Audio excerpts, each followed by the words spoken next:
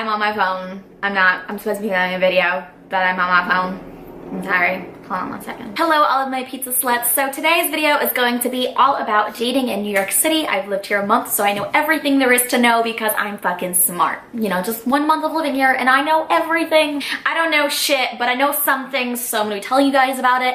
I have lived in a lot of different places. I've lived in Los Angeles, I've lived in Czech Republic, I lived in Connecticut. I have noticed a lot of differences in dating, and I gotta say, New York City is one of the funnest places to date. So if you ever find yourself living here or hanging out here, like definitely download Tinder and have some cute Wall Street guy take you out for dinner because it's a fun time. Like, he'll be a douchebag, but it'll be fun, and the food will be great, especially if he takes you out for pizza. There is an endless supply of penises in the city, as I have noticed, and no, I'm not fucking everybody. I'm actually exclusive with one person, so I'm only allowed to have one penis, but you know, during my first couple of weeks here, there was that little gray area with Anwar and myself, so I like really didn't know what was going on. Like, were we exclusive? Were we not? Is he dating other people? So I took it upon myself to go out and date a few people myself, but I would only go on like one date with a person and like just get to know them, and I did not have sex with anybody else. I did not like cheat on him or whatever. Not that it would even be considered cheating because we are not official. More on that later. If you guys want an update video on myself and Anwar, click the thumbs up and let me know. So much going on with that. I've made so many videos about him already, but okay, anyways, I am getting so off track. So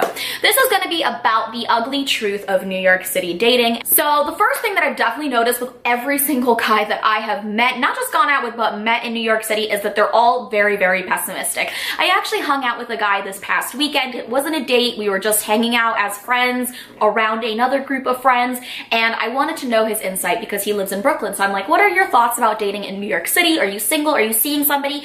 And he told me that all women in New York City are evil bitches.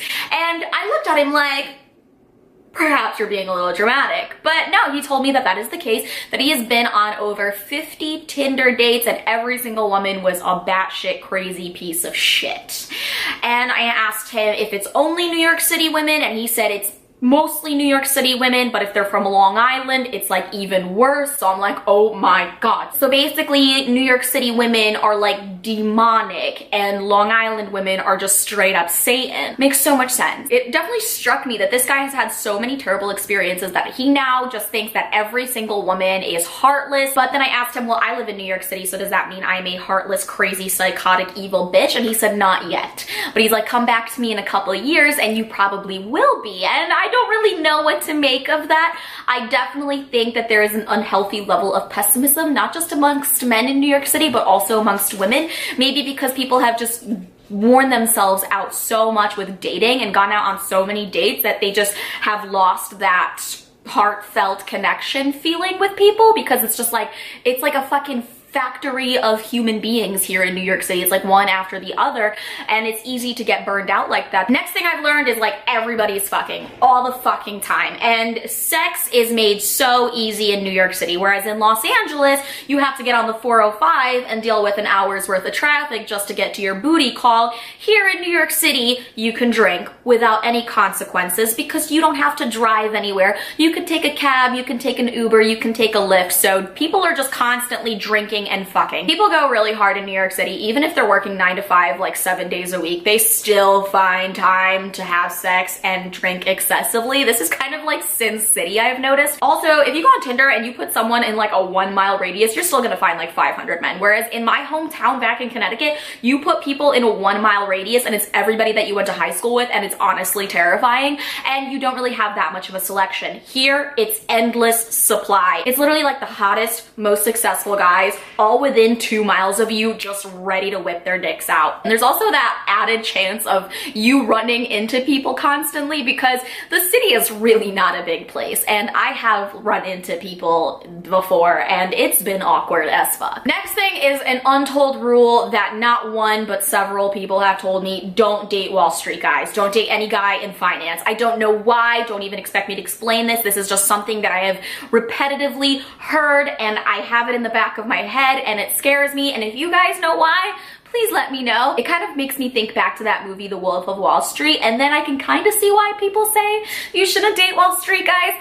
But at the same time, like, maybe they're not all bad, but see, that's me living here for a month. I'm still fucking optimistic. Next thing I've learned is that everyone is constantly waiting for the next best thing. Nobody wants to settle down because there is always someone hotter, richer, better. People here are like serial daters.